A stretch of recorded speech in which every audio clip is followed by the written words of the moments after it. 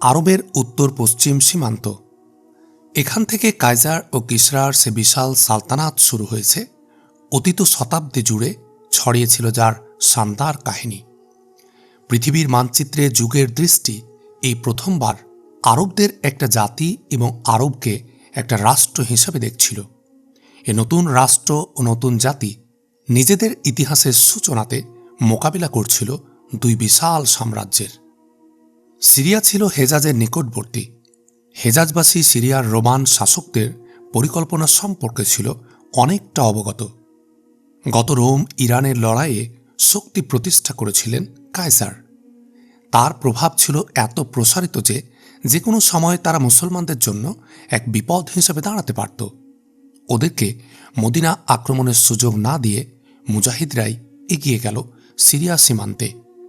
প্রমাণ করল তাদের তরবারি তাদের হেফাজত করতে সক্ষম। সিরিয়া সীমান্তে মুসলমান আর রোমানদের প্রাথমিক সংঘর্ষগুলোর ফলে সে কঠিন পথে এগিয়ে গেল হেজাজি কাফেলা। সামনে এগিয়ে ইয়ারমুক আর আজনাদাইনের প্রান্তর অতিক্রম করছে যে পথ। রোমানদের কাছে চরম পরাজয়ের পর আভ্যন্তরীণ বিপর্যয়ের সম্মুখীন হল ইরান। তাই ওদের পক্ষ থেকে তাৎক্ষণিক কোনো বিপদের সম্ভাবনা ছিল না। সম্ভাবনা থাকলেও একই সময় পূর্ব ও পশ্চিম দুই বিশাল সালতানাতের সাথে সংঘর্ষে জড়িয়ে পড়া ছিল কল্পনার বাইরে। কিন্তু রোমের খ্রিস্টান এবং ইরানের মাজুসি উভয়ে নিজেদের ভবিষ্যতের জন্য আরবে ইসলামের উত্থানকে সমানভাবেই বিপজ্জনক মনে করত। প্রথম খলিফার সময়েই তার প্রমাণ পাওয়া যায়। ধর্মদ্রোহী আন্দোলনে ইরাক সীমান্তের যেসব কাবিলা অংশ নিয়েছিল ওরা ছিল ইরানি হুকুমতের অধীন।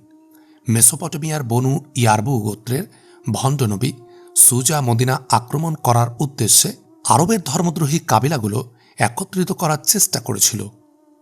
নাবাজ নামক স্থানে আওস বিন খুজাইয়ামার হাতে পরাজিত হয়ে মদিনা আক্রমণের ইচ্ছা ত্যাগ করতে বাধ্য হয়। ইসলাম বিদেশিরা তাদের সঙ্গ দেবে এ আশা নিয়েই আরবে প্রবেশ করেছিল সুজা। কিন্তু তাদের অধিকাংশকে ইয়ামামার সঙ্গী হতে দেখে নিরাশ হল সে।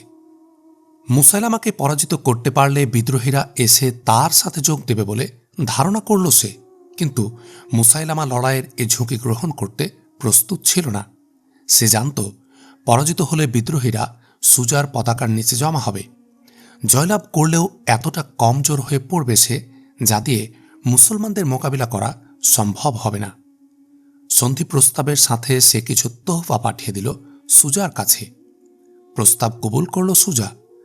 ভণ্ড নবীর সাথে ভণ্ড মহিলা নবীর সৃষ্টি হল হৃদ্যতা। ওদের পরবর্তী মোলাকাত হল মুসাইলামার শিবিরে। বিয়ে বন্ধনে আবদ্ধ হল দুজন। যে কারণে আরবে প্রবেশ করেছিল সুজা, সে উদ্দেশ্য সাধনের জন্য স্বামীই যথেষ্ট। এ প্রশান্তি নিয়ে সুজা দেশে ফিরে এলো। পরিবেশ এবং পরিস্থিতি যাচাই করলে মনে হয় আরবের আভ্যন্তরীণ অস্থিরতা নিয়ে ফায়দা লুটতে চেয়েছিল সুজা। সে এবং তার অনুসারীরা ছিল ইরান সরকারের অধীন। আরবের কোনো গোত্র থেকে আত্মপ্রকাশ করলে অন্য সব নবুয়তের মিথ্যা দাবিদারদের মতো পরিষ্কার হয়ে যেত তার উদ্দেশ্য। কিন্তু সে ছিল মদিনা থেকে অনেক দূরে। ইসলামের প্রভাব তখনও পৌঁছেনি সেখানে। নবুয়ত দাবি করে মদিনা আক্রমণ করার কোনো বাহ্যিক কারণ ছিল না। তার আত্মপ্রকাশের ইচ্ছা থাকলে ইরানি শাসকদের সাথে হতো তার প্রথম সংঘর্ষ। যারা তাকে ইরানি শাসকদের দালাল মনে করে তাদের ধারণাকে উড়িয়ে দেয়া যায় না। সুজা মদিনার দিকে যাত্রা করার আগেই কয়েক স্থানে ইরানিরা পর্যদস্ত হয় মুসলমানদের হাতে। ইয়েমেনের ইরানি গভর্নর ইসলাম কবুল করেছিলেন। বাহরাইনের বিদ্রোহীরা সাহায্য পেত ইরানের। এতে মনে হয় মরু আরবে ইসলামের বদৌলতে যে পরিস্থিতির উদ্ভব হচ্ছিল, রোমানদের মতো ইরানিরাও সে সম্পর্কে বেখবর ছিল না। পার্থক্য ছিল রোমানরা শক্তি প্রদর্শন করে ভয় দেখাতে চাইছিল মুসলমানদের। জবাবে মুসলমানদেরও তরবারি ধরতে হয়েছিল। কিন্তু ইরানিরা কেবল ষড়যন্ত্রেই সীমাবদ্ধ ছিল। বাহরাইনের বিদ্রোহ নির্মূলের সাথে সাথে ব্যর্থত ষড়যন্ত্রের দুয়ার রুদ্ধ হয়ে গিয়েছিল। কিন্তু বাহরাইনের এক দৃঢ়চেতা সিপাহী মুসান্না বিন হারেসা ইসলাম আর অগ্নিপূজারীদের সংঘর্ষ অনিবার্য মনে করতেন। দিগন্তের ঈশান কোণে তিনি দেখছিলেন প্রলয়ের ঘনঘটা। তিনি জানতেন আভ্যন্তরীণ গোলযোগ মিটে গেলে এবং তাদের প্রস্তুতির সুযোগ দিলে ইরানিরা আরবদের আক্রমণ করতে কোনো বাহানা খুঁজবে না। যে ইরানি অর্থনীতির বুনিয়াদ অসাম্যের উপর স্বভাবতই তারা সে ব্যবস্থার বিরোধিতা করবে যার ভিত্তি সমতা আর ভ্রাতৃত্বের উপর প্রতিষ্ঠিত। খোদার এ জমিনে তার দিনকে বিজয়ী করার জন্য যারা ময়দানে অবতীর্ণ হয়েছে, মুসান্না মাদায়েনকে ভাবতেন তাদের প্রথম মঞ্জিল। তিনি মনে করতেন ইরানের সাথে সংঘর্ষে গড়িমসি করলে অথবা ওদের প্রস্তুতির সুযোগ দিলে এক ভয়ানক পরিস্থিতির সম্মুখীন হবে মুসলমানরা। রোম ও ইরান উভয়ে দুশ্মন ভাবছে মুসলমানদের। যে কোনো সময় এদের বিরুদ্ধে এক হয়ে যেতে পারে ওরা। এজন্যই মুসান্না ইরানের দিকে খলিফার দৃষ্টি আকর্ষণ করার চেষ্টা করেছিলেন। নিজের কাবিলার জানবাজদের নিয়ে তিনি ইরাকে হামলা করলেন। তার কাছে খলিফার দৃষ্টি আকর্ষণ করার এ ছিল সহজ পথ। শুরুর দিকে সীমান্তবর্তী ইরানের সামন্ত প্রভু এবং জমিদারদের কাছে এ হামলা ছিল হাস্যাস্পদ, কিন্তু খুব শীঘ্রই ওরা এক অযাচিত পরিস্থিতির সম্মুখীন হল। আচানক কোনো চৌকিতে হামলা করে ইরানি লস্কর ছিন্নভিন্ন করে দিতেন মুসান্না। কোনো ছাউনি থেকে বড় রকমের ফৌজের আগমন সংবাদ পেলে কয়েকশো মাইল দূরে আরেক চৌকিতে হামলা করতেন তিনি। হাতের রেখার মতোই ইরানের ভৌগোলিক অবস্থা জানা ছিল তার। সঙ্গীদের জন্য রসদের অভাব ছিল না। পিছনে বিস্তীর্ণ বিশাল মরু, প্রয়োজনে যেখানে আশ্রয় নেওয়া যেত। সামনে ছিল শস্যভূমি, যেখানে ছিল ঘোড়ার ঘাস আর সওয়ারদের জন্য প্রচুর খাদ্য। যুগ যুগ ধরে ইরানি জমিদারদের অত্যাচারে জর্জরিত কৃষক আর রাখালরা এদের মনে করত মুক্তির দিশারি। হরমুজের অধীনস্থ সীমান্তবর্তী এলাকাগুলো থেকে মুজাহিদদের অভিযানের সূচনা। দক্ষিণ প্রান্তসীমা থেকে শুরু করে ফোরাতের অববাহিকা এবং হাফির থেকে পশ্চিমে হীরা পর্যন্ত বিস্তৃত ছিল হরমুজের রাজ্যসীমা। ক্ষমতা টিকিয়ে রাখার জন্য সে কমপক্ষে 10,000 প্রশিক্ষণপ্রাপ্ত ফৌজকে ময়দানে হাজির করতে পারত। অধীনস্থ জমিদারদের কাছেও সাহায্য পেত সমপরিমাণ সিপাহী। মুসান্না হরমুজকে মনে করতেন পথের প্রথম বাধা। অল্প কজন মুজাহিদ নিয়ে খোলা ময়দানে হরমুজের সাথে সংঘর্ষে আসতে পারবেন না, তাও তিনি জানতেন। এ তার উদ্দেশ্যও ছিল না। নিয়মিত লড়াইয়ের পরিবর্তে গেরিলা হামলার মাধ্যমে ইরানি দাপট মিটিয়ে দিতে চাইছিলেন তিনি। ইরাকের করদ কাবিলাগুলোর মন থেকে ইরানি ভয় উঠে গেলে ওদের দলে ভিড়ানো যাবে এ প্রমাণ পেয়েছিলেন মুসান্না। দুর্দান্ত প্রভাবশালী শাসককে আত্মরক্ষামূলক লড়াই বাধ্য করাই ছিল মুসান্নার প্রথম সাফল্য। দ্বিতীয় কামিয়াবি ছিল স্থানীয় আরবরা ইরানি জমিদারদের ছেড়ে ঝুঁকে পড়েছিলেন মুসলমানদের দিকে।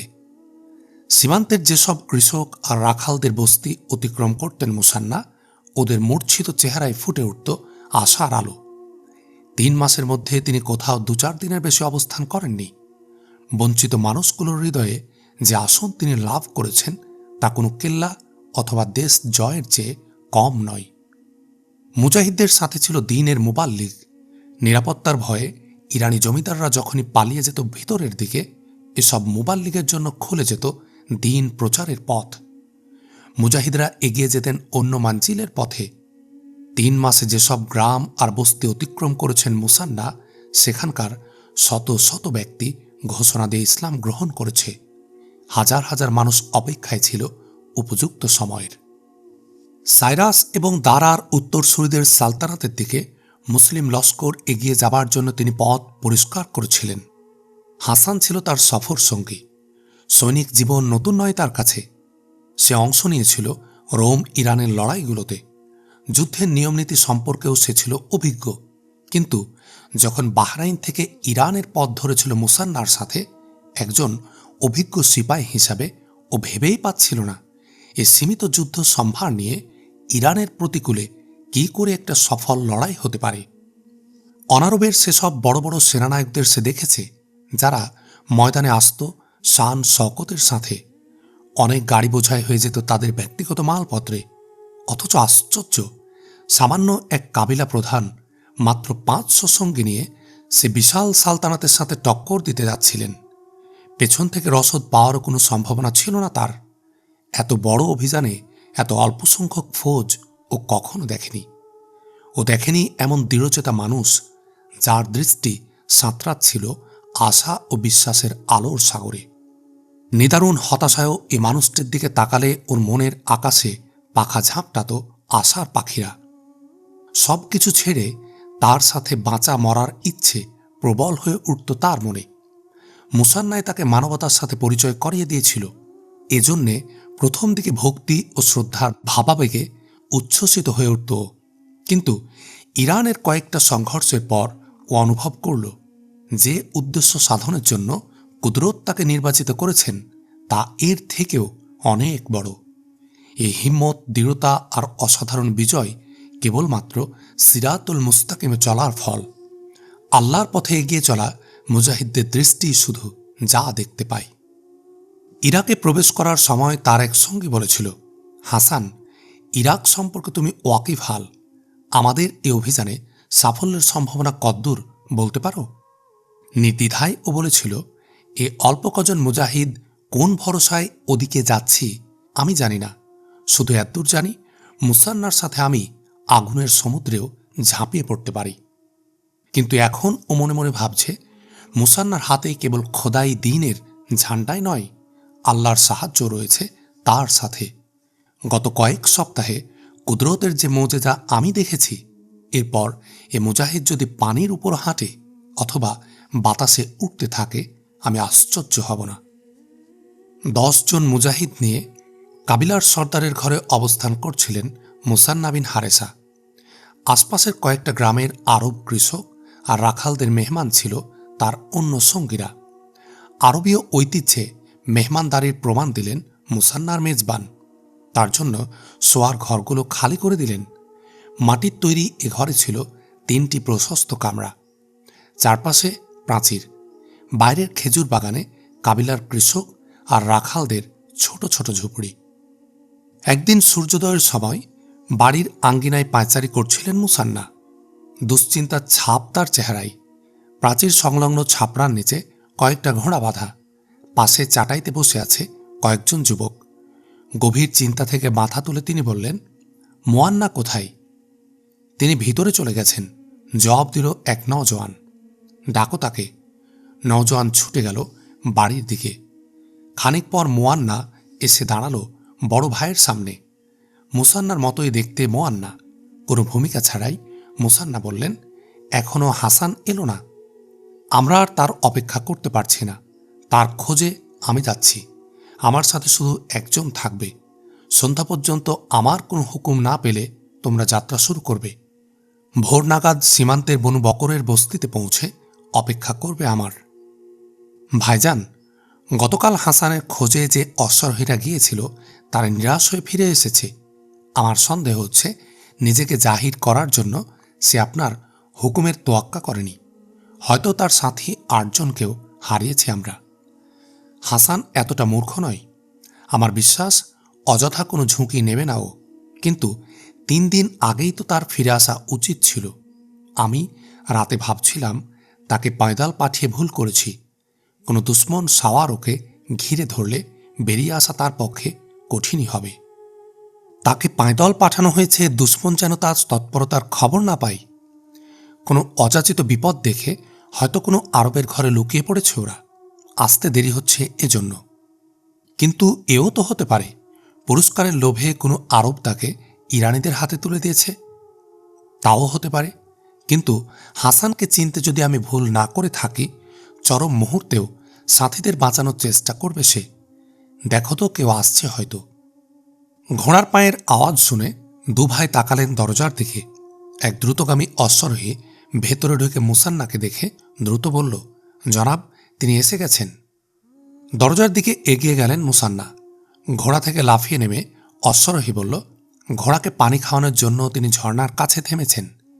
পেরেশান হয়ে মুসান্না প্রশ্ন করলেন, কিন্তু সে কে? জনাব, হাসান এবং তার সঙ্গীদের কথা বলছি। ওরা সবাই এসে গেছে। দূর থেকে দেখে আমাদের সন্দেহ হচ্ছিল হয়তো কোনো ইরানি দল আসছে। নহরের কাছে ঘাপটি মেরে বসেছিলাম আমরা, কিন্তু এক অশ্বারোহী আগে ভাগে পাঠিয়ে দিল ওরা। ঘোড়ার ব্যাপারে জিজ্ঞেস করে শুনলাম গনিমতের মাল। সাওয়ারি ছাড়াও অতিরিক্ত 5টি ঘোড়া আছে ওদের সাথে। ভাইয়ের দিকে ফিরে মুসান্না বললেন, যারা হুকুম মানতে পারে না বেশি দিন আমাদের সাথে থাকতে পারবে না তারা।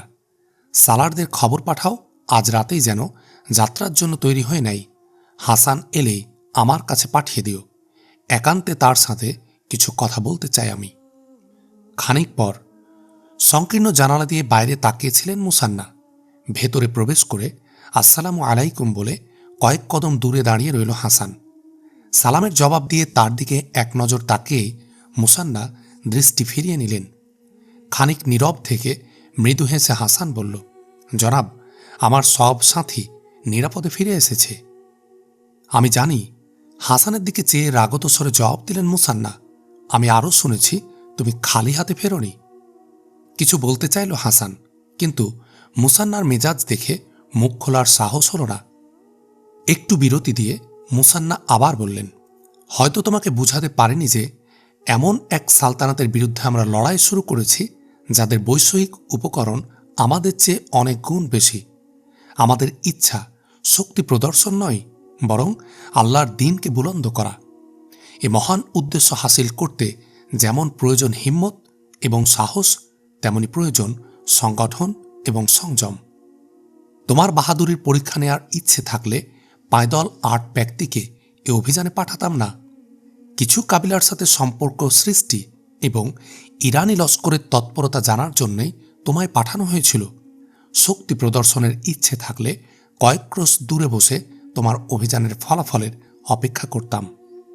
তোমাকে হামলার হুকুম দেয়নি, বরং এমন কোনো বস্তিতে যেতে বলেছি যার বিশ্বস্ত বাসিন্দারা হরমুজের পতাকাতলে সমবেত ইরানিদের তৎপরতার সংবাদ তোমায় দিতে পারে। গত পরশু সূর্যোদয়ের পূর্বেই তোমার ফিরে আসার কথা, কিন্তু তুমি কোথায় গত দুদিনেও আমরা জানতে পারিনি। তোমার ভাইয়ের ব্যাপার আমি জানতাম। আমার যদি এতটুকু সন্দেহ হতো সেখানে যাওয়ার ইচ্ছে আমার হুকুম সম্পর্কে তোমায় বেপরোয়া করবে, তাহলে তোমায় পাঠাতাম না এ অভিযানে।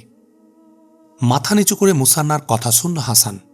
তিনি নীরব হলে ধীরে ধীরে মাথা তুলে বেদনামাখা কণ্ঠে বলল, নিজের ব্যাপারে ফায়সালা করার ইখতিয়ার আমার থাকলে কোনো ব্যক্তি সেখানে যাওয়া থেকে আমায় ফেরাতে পারত না। আমাদের পথ থেকে আমাদের গ্রাম ছিল মাত্র 2 মঞ্জিল দূরে। কোব্বাদের সংবাদ যারা দিতে পারবে, কোনো ঝুঁকি ছাড়াই তাদের কাছে আমি পৌঁছতে পারতাম, কিন্তু আপনার হুকুম অমান্য করার সাহস করিনি আমি। আমার দেরিতে আসার কারণ, হরমুজের যুদ্ধ প্রস্তুতি জানার জন্য যেসব স্থানীয় স্বেচ্ছাকর্মীদের সাহায্য নিয়েছিলাম, ওরা হরমুজের বস্তি পর্যন্ত সব ফৌজি ছাউনি দেখে এসেছে। তাদের জন্য অপেক্ষা করতে হয়েছে আমায়। এক বস্তিতে চুপ করে বসে থাকা ছাড়া আমার কোনো কাজ ছিল না। তবুও সেখানে আমি যাইনি, এমনকি স্থানীয় কাউকে পাঠিয়ে এ সংবাদও নেইনি আমার ভাই কেমন আছে, অথবা আমি চলে আসার পর আমার আশ্রয়দাতার ভাগ্যে কি ঘটেছে। আমার ভয় ছিল কোনো দুঃসংবাদ আপনার হুকুমের বিরুদ্ধে সেখানে যেতে আমায় বাধ্য করবে। শেষ কথাগুলোর সাথে ধরে এলো হাসানের গলা। মাথা নত করে দাঁড়িয়ে রইল ও। মুসান্না এগিয়ে তার কাঁধে হাত রেখে বললেন, যারা আল্লাহর সন্তুষ্টি চায় অনেক পরীক্ষা আছে তাদের সামনে। বাহরাইনের যেসব মুজাহিদ আমার সাথে এসেছে, এমন কেউ নেই যার জিন্দেগি বেদনা শূন্য। আমাদের সঙ্গীদের সবাইকে কোনো না কোনো প্রিয়জনের স্মরণ অবশ্যই ব্যথা দেয়। পরীক্ষা ক্ষেত্রে তুমি একা নও। আমায় বলেছিলে তোমার ভাই এক শরীফ এবং বিশ্বস্ত ব্যক্তির আশ্রয়ে কোব্বাদের ঘর যতদিন নিরাপদ থাকবে তারও কোনো বিপদ আসবে না। হাসান, হিম্মত রেখো। কোব্বাদের ঘরে যদি তোমার ভাই নিরাপদ নাও হয়, তবুও তুমি একা গিয়ে তার কোনো উপকার করতে পারতে না। এ মুহূর্তে তার কোনো বিপদ না হলে সেদিন বেশি দূরে নয়, এক বিজয়ী লস্কর নিয়ে তুমি ওখানে যাবে। শুধু তোমার ভাই নয়, বরং আরব কৃষকদের প্রতিটি সন্তানকে এই পয়গাম দিতে পারবে যে ইরানের কর্তৃত্ব আমরা খতম করে দিয়েছি। এবার তোমরা স্বাধীনভাবে শ্বাস নিতে পারবে। এ কাজের জন্য বড় সাহসের প্রয়োজন। তুমি আমায় নিরাশ করনি, এজন্য আমি খুশি হয়েছি। এবার বলো, হরমুজের কি সংবাদ এনেছ? অত্যন্ত জোশের সাথে যুদ্ধের প্রস্তুতি নিচ্ছে হরমুজ। আমাদের ভয়ে যেসব জায়গিরদাররা পালিয়ে গেছে, মাদায়েনে না গিয়ে তাদের বেশিরভাগ তার কাছে আশ্রয় নিচ্ছে। ইরানি জমিদারদের সে হুকুম দিয়েছে যেসব আরবদেরকে মুসলমানদের সমর্থক বলে সন্দেহ করা হয় দেরি না করে ওদের হত্যা করা। হরমুজের রোষ থেকে বাঁচার জন্য কোনো কোনো আরব তার ফৌজে ভর্তি হচ্ছে, কিন্তু অধিকাংশই আমাদের অগ্রাভিযানের অপেক্ষা করছে। আমরা ইরানি সালতানাতের সাথে লড়াই করার ফায়সালা করেছি এবং বিজয় আমাদের সুনিশ্চিত। এ ব্যাপারে নিশ্চিন্ত না হলে ওরা প্রকাশ্যে বিদ্রোহ করতে রাজি হবে না। ওরা জানে আরবের কোনো বড় ফৌজ যখন ইরানে প্রবেশ করবে, শস্য শ্যামল এলাকার হেফাজতের জন্য ইরান সমগ্র শক্তি ময়দানে নিয়ে আসবে, আর পিছিয়ে আসতে হলে আমাদের সাহায্যকারীদেরকে নির্বিচারে হত্যা করবে হরমুজ। ইরান আমাদের সঠিক সংখ্যা জানে না, নইলে এই এলাকায় আমাদের তৎপরতা এতদিন ওরা বরদাস্ত করত না। ওরা মনে করছে আমাদের পেছনে আছে বিশাল ফৌজ। মাদাইন সম্পর্কে যারা জানে সেসব আরবদের সাথে আমি সাক্ষাৎ করেছি। বনু তাগলুব বস্তির এক রইস আমাকে বলেছে আমাদের হামলায় যেসব ইরানি মাদাইন পালিয়ে গেছে ওরা নিজেদের দুর্বলতা অথবা ভীরুতা স্বীকার না করে আমাদের শক্তি সংখ্যা বলেছে বাড়িয়ে বাড়িয়ে। এজন্যই ইরানি হুকুমত আমাদের বিরুদ্ধে এতদিন কোনো পদক্ষেপ নেয়নি। হরমুজের মতো লোক ইরানি হুকুমতকে বেশি দিন বসে থাকতে দেবে না। সে ঘোষণা করেছে মাদাইন থেকে বিশাল ফৌজ আমার সাহায্যে আসছে। খুব শীঘ্রই ইরানে ঢুকে পড়া মুসলমানদের এমন সাজা দেব দ্বিতীয়বার এদিকে চোখ তুলে দেখার সাহস করবে না ওরা। আমার বিশ্বাস ইসলাম এবং অগ্নিপূজারীদের ফায়সালামূলক লড়াই অপরিহার্য হয়ে পড়েছে, কিন্তু হাই দরবারে খেলাফতকে যুদ্ধে রাজি করাতে পারবেন, আর প্রয়োজনে মদিনা থেকে আমাদের সাহায্যে ফৌজি কাফিলা এগিয়ে আসবে, এ ব্যাপারে যদি নিশ্চিত হতাম। মদিনার কোনো সংবাদ কি পেয়েছেন? এতদিনে আমাদের দূতের তো ফিরে আসার কথা ছিল। মদিনা থেকে এক ব্যক্তি আমাদের দূতের চিঠি নিয়ে গতকাল এখানে পৌঁছেছে। সে লিখেছে দরবারে খিলাফত থেকে এখনও কোনো সন্তোষজনক জবাব পায়নি। নিরাশায় ছেয়ে গেল হাসানের চেহারা। নীরবে তাকিয়ে রইল নেতার দিকে। মুসান্না শান্ত স্বরে বললেন, ভয়ের কারণ নেই। হাসেম বিন ওমর আমাকে খলিফার দরবারে হাজির হওয়ার পরামর্শ দিয়েছে। এ আস্থা নিয়ে আমি যাচ্ছি, তিনি আমার আবেদন নাকচ করবেন না। আপনি কবে যাচ্ছেন? আমি শুধু তোমার ফিরে আসার অপেক্ষায় ছিলাম। আমার অনুপস্থিতিতে সীমান্তের কাছাকাছি থাকবে লস্কর ছাউনি। অগ্রাভিযানের সংকল্প ছেড়ে আমরা পিছু হটে গেছি, দুশ্মন যেন বুঝতে না পারে। আমাদের দাওয়াতি কাজ এবং ফৌজি তৎপরতা চলতে থাকবে। আমাদের অশ্বারোহীরা ছোট ছোট দলে এগিয়ে আবার ফিরে আসবে। এ পরিস্থিতিতে কোনো বড় আক্রমণ এলে মরুপ্রান্তর হবে আমাদের আশ্রয়। সেসব আরবদের সাহস অটুট রাখাই আমাদের উদ্দেশ্য। ইরানিদের জুলুম থেকে নাজাত হাসিল করার আশায় যারা দিন গুনছে। তখনই এ উদ্দেশ্য পূর্ণ হবে যখন আমাদের তৎপরতা প্রমাণ করবে যে আমরা ওদের বন্ধু এবং শুভাকাঙ্ক্ষী। আমার অনুপস্থিতিতে মুয়ান্না হবে তোমাদের নেতা। আশা করি তুমি হবে তার ভালো উপদেষ্টা। ফিরে এসে যদি জানতে পারি ঘোড়া হাসিল করার জন্য ঝুঁকি নিয়েছ তুমি, তবে আমার আফসোস হবে। আমার ভুল হয়েছে, এসেই ঘোড়ার ব্যাপারে আপনাকে বলিনি। বললে আপনার হুকুম অমান্য করেছি এ কথা আর বলতেন না। আমার সঙ্গীরা সাক্ষী, ঘোড়ার জন্য নয় বরং কতক মানুষের অধিকার আদায়ের জন্য ইরানিদের সাথে সংঘর্ষের ঝুঁকি নিয়েছি। ফিরে আসার সময় পথের এক বস্তিতে অবস্থান করছিলাম আমরা। বনু বকর খানদানের এক রইস আমাদের মেজবান। দুপুরে আরাম করছিলাম বাগানে। দুজন অশ্বারোহী এলো। ওদের একজন আহত। তারা এসে আমাদের মেজবানের কাছে ফরিয়াদ করল। এলাকার ইরানি জাগিরদারের কর্মচারীরা তাদের গ্রামে লুটপাট করছে। আহত যুবক আমাদের মেজবানের ভাগ্নে। সে বলল ইরানিরা আমার পিতা সহ কয়েকজনকে গ্রেফতার করেছে, 3 জনকে হত্যা করেছে। একটু পর এলো আরেক অশ্বারোহী, বলল ইরানিরা গ্রামে আগুন লাগিয়ে দিয়েছে। পুরুষ ছাড়াও বেশ কিছু নারীকে নিয়ে গেছে গ্রেফতার করে। আমরা যেখানে ছিলাম সেখান থেকে সে গ্রাম ছিল 6 ক্রোশ দূরে, কিন্তু ওখানকার লোকেরা এত ভয় পেয়েছিল যে পরিবার পরিজন ছেড়ে জীবন নিয়ে পালাচ্ছিল।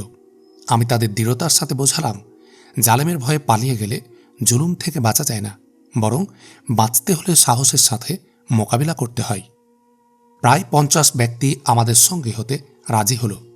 সূর্যাস্তের সময় আমরা যখন হামলা করলাম, জাগিরদার এবং তার সাথীরা তখন মদে মাতাল ছিল। সংখ্যায় 20-এর অধিক নয়। 11টা লাশ ফেলে পালিয়ে গেল জাগিরদার। কিন্তু আমাদের হামলার আগেই মেজবানের বোনজামাই এবং গ্রামের আরও 8 জনকে ফাঁসিতে লটকিয়েছিল ওরা। এক যুবতীর লাশও পেলাম। খোঁজ নিয়ে জানলাম ও ইরানি জমিদারের মুখ আঁচড়ে দিয়েছিল। ইরানিদের প্রতিশোধের ভয়ে এবার পালাতে চাইল গ্রামের লোকেরা। আমার সাথীরাও বলল, এ পরিস্থিতিতে এখানে থাকা সম্ভব নয়। সুতরাং রাতেই ওখান থেকে আমরা রওনা করলাম। প্রায় 800 লোকের কাফেলা ছিল আমাদের সাথে। হীরার দিকে আপন আপন আত্মীয়ের কাছে চলে গেল 300-র মতো। অন্যদের কোনো আশ্রয় না থাকায় রইল আমাদের সাথে।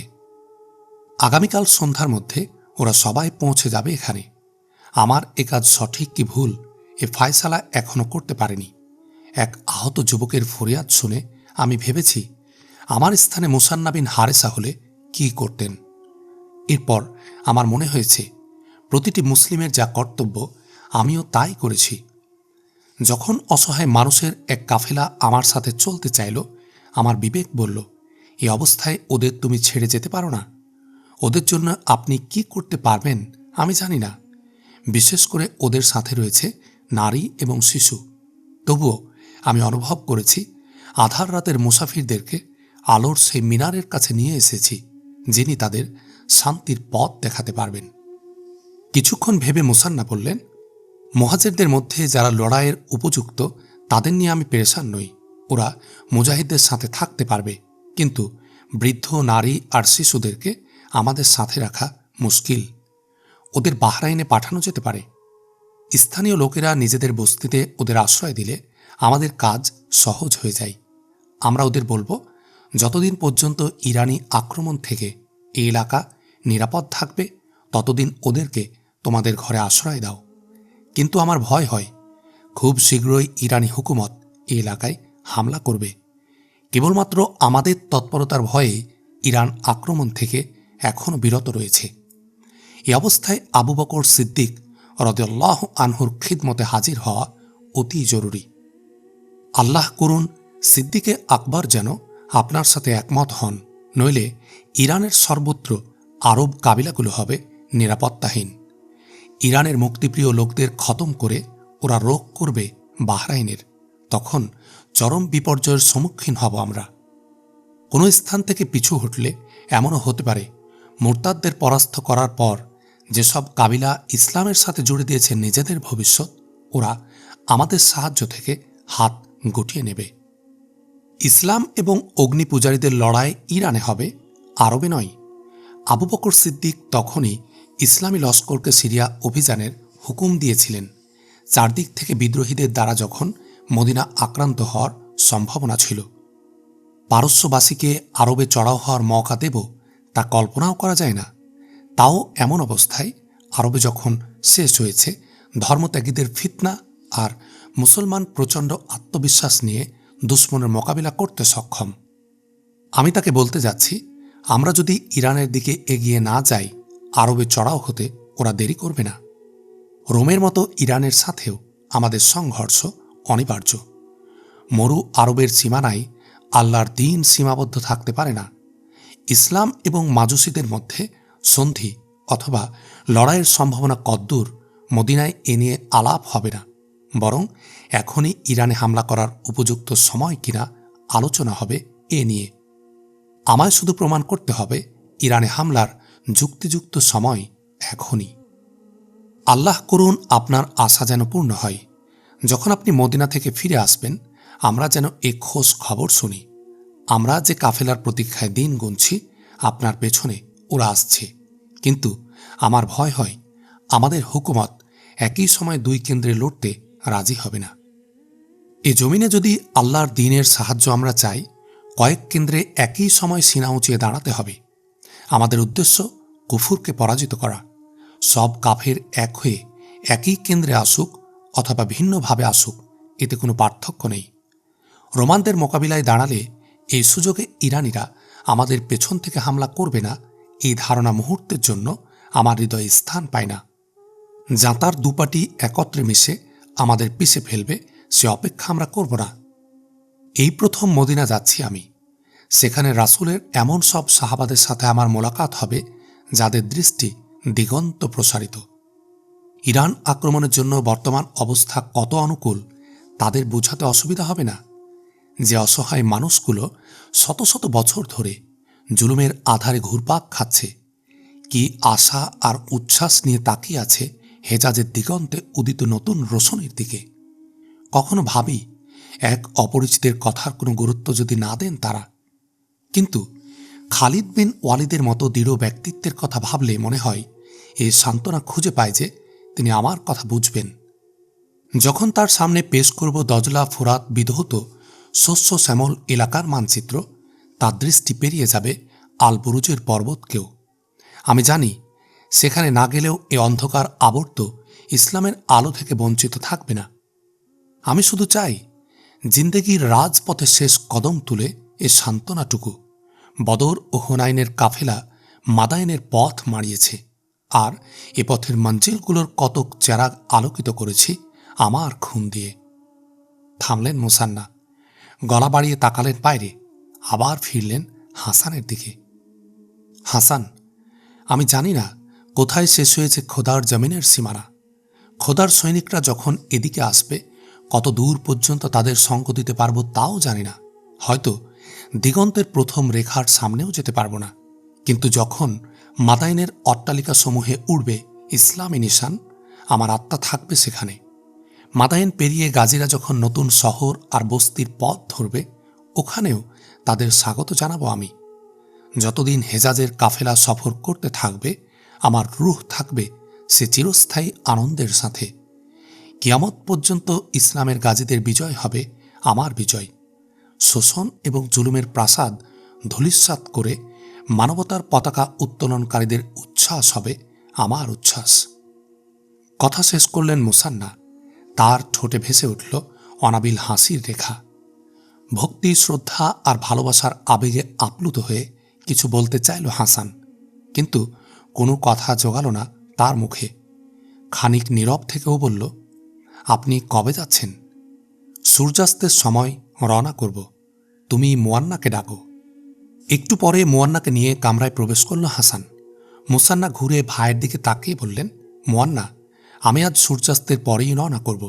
দুজন অশ্বারোহী যাবে আমাদের সাথে, কিন্তু যাওয়ার আগে আমি নিশ্চিত হতে চাই ভোর পর্যন্ত আমার সব সাথী পৌঁছে যাবে সীমান্তবর্তী নতুন ছাউনিতে। তবে আমরা এলাকা খালি করে দিয়েছি, ইরানিরা যেন বুঝতে না পারে। স্থানীয় লোকদের সাহস অটুট রাখার জন্যে সবসময় টহল দেওয়ার ব্যবস্থা করবে। একদল ফিরে এলে অন্য দলকে রওনা করিয়ে দেবে। বাধ্য না হলে লড়বে না। লড়াই করতে গিয়ে পিছু হটতে হলে কয়েক মাইল দূরে হামলা করে দেবে। কয়েক সপ্তাহের মধ্যেই ইরানিরা আমাদের বিরুদ্ধে বড় রকমের অভিযান পরিচালনা করবে, কিন্তু আমার অনুপস্থিতিতে পরিস্থিতি বেশি খারাপ হলে কয়েক ক্রোশ পেছনে সেসব রাখাল এবং কৃষকদের বস্তিতে আশ্রয় নিতে পারবে যারা ইরানি বশ্যতা এখনও স্বীকার করেনি। হাসানের পিছনে আসছে মুহাজিরদের সেই কাফেলা, পরিস্থিতি যাদের বাধ্য করেছে ঘর ছাড়তে। তোমার জিম্মা হলো তাদের হেফাজত করা।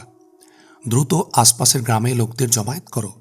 আশা করি কিছুদিনের জন্য বিপদাপন্ন ভাইদের আশ্রয় দেবে। যারা লড়াইয়ের উপযুক্ত তোমাদের সাথে ছাউনিতে থাকবে তারা। শুধু নারী এবং শিশুদের জন্য ওদের আমরা কষ্ট দেব। আমাদের টহলরত সিপাহীদের দায়িত্ব হবে ফোরাতের তীর পর্যন্ত ইরানিদের তৎপরতার সংবাদ দেবে লস্করকে। বিপদ দেখলে মুহাজিরদেরকে সীমান্তের ওপারে কোনো নিরাপদ স্থানে পৌঁছে দেবে। আমি মদিনা যাচ্ছি লস্করের সালাররা ছাড়া বাকিরা যেন জানতে না পাই। তাদের বলবে আমি কোনো গোপন অভিযানে যাচ্ছি। হাসান থাকবে তোমার সাথে। আমার অনুপস্থিতিতে ওই হবে তোমার পরামর্শদাতা।